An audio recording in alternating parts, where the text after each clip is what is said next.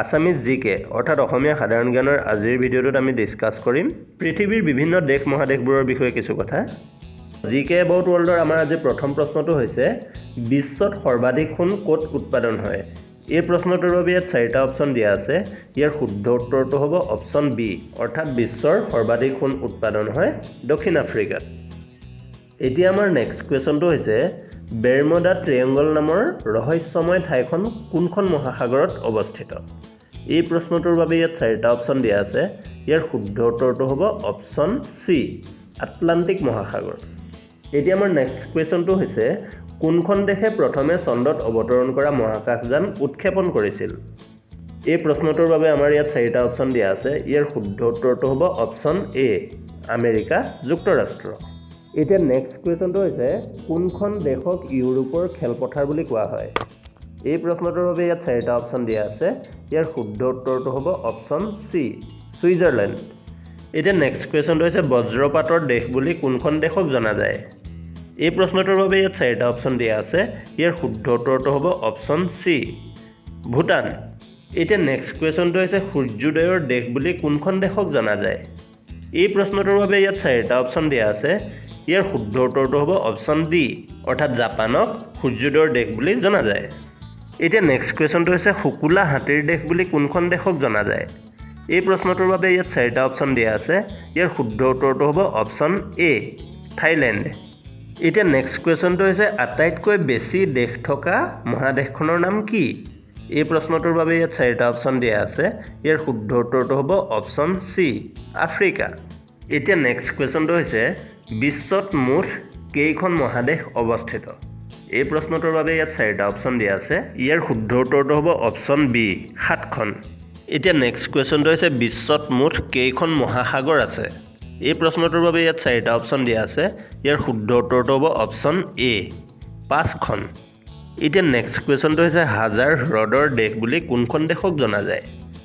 এই প্ৰশ্নটোৰ বাবে ইয়াত 4টা অপশ্যন দিয়া আছে। ইয়াৰ শুদ্ধ উত্তৰটো হ'ব অপশ্যন ডি, ফিনলেণ্ড। এতিয়া নেক্সট কুৱেশ্যনটো হৈছে কোনখন ঠাইক পৃথিৱীৰ মধুচ বুলি কোৱা হয়। এই প্ৰশ্নটোৰ বাবে ইয়াত 4টা অপশ্যন দিয়া আছে। ইয়াৰ শুদ্ধ উত্তৰটো হ'ব অপশ্যন চি, পামিৰ মালভূমি। এতিয়া নেক্সট কুৱেশ্যনটো হৈছে পৃথিৱীৰ ভিতৰত আটাইতকৈ ডাঙৰ দ্বীপটোৰ নাম কি। এই প্ৰশ্নটোৰ বাবে ইয়াত 4টা অপশ্যন দিয়া আছে। ইয়াৰ শুদ্ধ উত্তৰটো হ'ব অপশ্যন বি, গ্ৰীণলেণ্ড। এতিয়া নেক্সট কুৱেশ্যনটো হৈছে পৃথিৱীৰ ভিতৰত আটাইতকৈ ডাঙৰ ক্ৰান্তীয় বৰ্ষাৰণ্যখনৰ নাম কি। এই প্ৰশ্নটোৰ বাবে ইয়াত 4টা অপশ্যন দিয়া আছে। ইয়াৰ শুদ্ধ উত্তৰটো হ'ব অপশ্যন ডি, আমাজন। এতিয়া নেক্সট কুৱেশ্যনটো হৈছে ৰাষ্ট্ৰসংঘ প্ৰতিষ্ঠা হোৱাৰ সময়ত মুঠ সদস্য ৰাষ্ট্ৰৰ সংখ্যা কিমান আছিল। এই প্ৰশ্নটোৰ বাবে ইয়াত 4টা অপশ্যন দিয়া আছে। ইয়াৰ শুদ্ধ উত্তৰটো হ'ব অপশ্যন চি, 51খন। এতিয়া নেক্সট কুৱেশ্যনটো হৈছে কিমান চনত ৰাষ্ট্ৰসংঘ প্ৰতিষ্ঠা হৈছিল। এই প্ৰশ্নটোৰ বাবে ইয়াত 4টা অপশ্যন দিয়া আছে।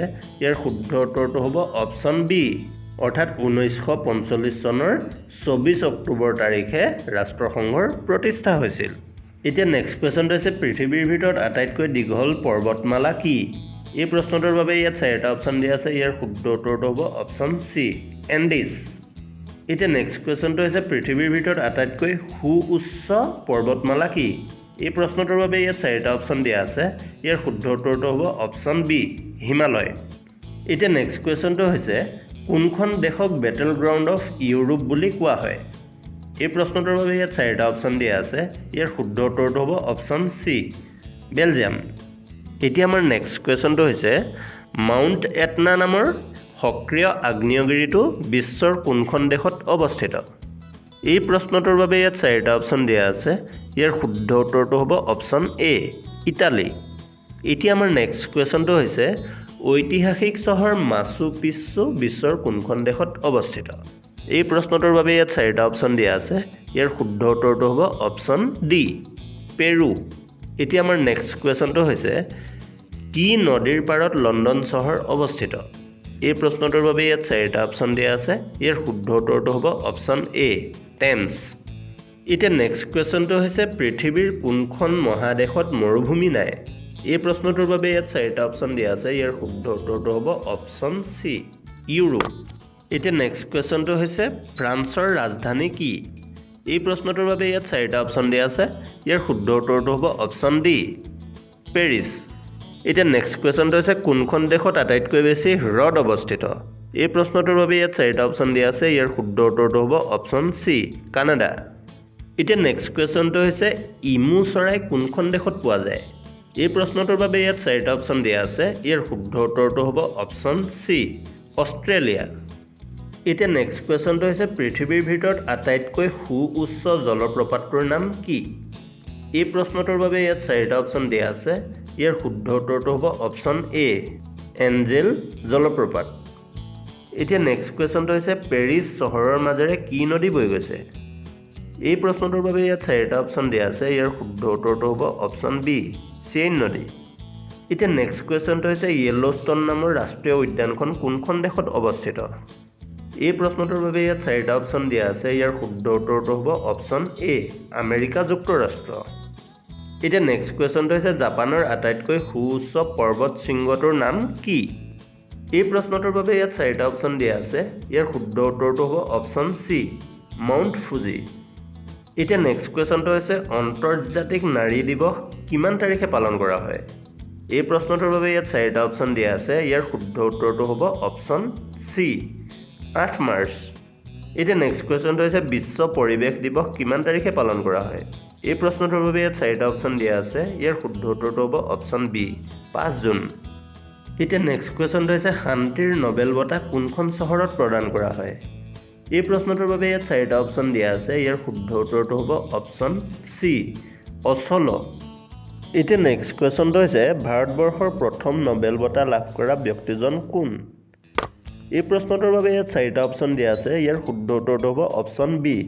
ৰবীন্দ্ৰনাথ ঠাকুৰ এতিয়া নেক্সট কুৱেশ্যনটো হৈছে ৰবীন্দ্ৰনাথ ঠাকুৰে কোনটো বিষয়ত নোবেল বঁটা লাভ কৰিছিল এই প্ৰশ্নটোৰ বাবে ইয়াত 4টা অপশ্যন দিয়া আছে ইয়াৰ শুদ্ধ উত্তৰটো হ'ব অপশ্যন বি সাহিত্য এতিয়া নেক্সট কুৱেশ্যনটো হৈছে ৰবীন্দ্ৰনাথ ঠাকুৰে কিমান চনত নোবেল বঁটা লাভ কৰিছিল এই প্ৰশ্নটোৰ বাবে ইয়াত 4টা অপশ্যন দিয়া আছে ইয়াৰ শুদ্ধ উত্তৰটো হ'ব অপশ্যন এ 1913 চনত এতিয়া নেক্সট কুৱেশ্যনটো হৈছে কিমান চনৰ পৰা নোবেল বঁটা প্ৰদান কৰা হয় এই প্ৰশ্নটোৰ বাবে ইয়াত 4টা অপশ্যন দিয়া আছে ইয়াৰ শুদ্ধ উত্তৰটো হ'ব অপশ্যন চি 1901 চনৰ পৰা এতিয়া নেক্সট কুৱেশ্যনটো হৈছে কোনজন ব্যক্তিৰ নামানুসৰি নোবেল বঁটা প্ৰদান কৰা হয় এই প্ৰশ্নটোৰ বাবে ইয়াত 4টা অপশ্যন দিয়া আছে ইয়াৰ শুদ্ধ উত্তৰটো হ'ব অপশ্যন ডি আলফ্ৰেড নোবেল এতিয়া নেক্সট কুৱেশ্যনটো হৈছে কোনখন গ্ৰন্থৰ বাবে ৰবীন্দ্ৰনাথ ঠাকুৰে নোবেল বঁটা লাভ কৰিছিল এই প্ৰশ্নটোৰ বাবে ইয়াত 4টা অপশ্যন দিয়া আছে ইয়াৰ শুদ্ধ উত্তৰটো হ'ব অপশ্যন বি গীতাঞ্জলি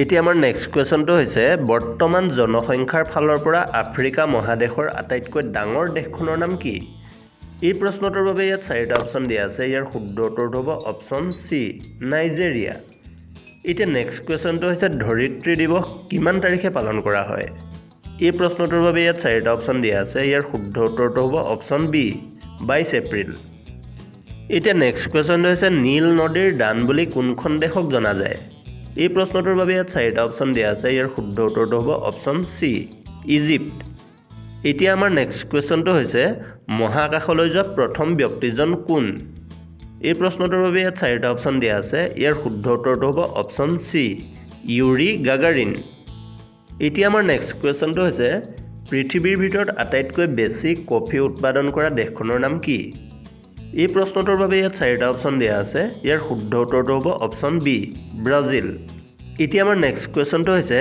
পৃথিৱীৰ ভিতৰত আটাইতকৈ ডাঙৰ মহাসাগৰখনৰ নাম কি এই প্ৰশ্নটোৰ বাবে ইয়াত 4টা অপশ্যন দিয়া আছে ইয়াৰ শুদ্ধ উত্তৰটো হ'ব অপশ্যন ডি প্ৰশান্ত মহাসাগৰ এতিয়া আমাৰ নেক্সট কুৱেশ্যনটো হৈছে পৃথিৱীৰ ভিতৰত আটাইতকৈ ডাঙৰ মহাদেশখনৰ নাম কি এই প্ৰশ্নটোৰ বাবে ইয়াত 4টা অপশ্যন দিয়া আছে ইয়াৰ শুদ্ধ উত্তৰটো হ'ব অপশ্যন বি এছিয়া এতিয়া আমাৰ নেক্সট কুৱেশ্যনটো হৈছে পৃথিৱীৰ ভিতৰত আটাইতকৈ দীঘল নদীখনৰ নাম কি এই প্ৰশ্নটোৰ বাবে ইয়াত 4টা অপশ্যন দিয়া আছে ইয়াৰ শুদ্ধ উত্তৰটো হ'ব অপশ্যন চি নীল নদী এতিয়া আমাৰ নেক্সট কুৱেশ্যনটো হৈছে পৃথিৱীৰ ভিতৰত আটাইতকৈ বহল নদীখনৰ নাম কি এই প্ৰশ্নটোৰ বাবে ইয়াত 4টা অপশ্যন দিয়া আছে ইয়াৰ শুদ্ধ উত্তৰটো হ'ব অপশ্যন বি আমাজন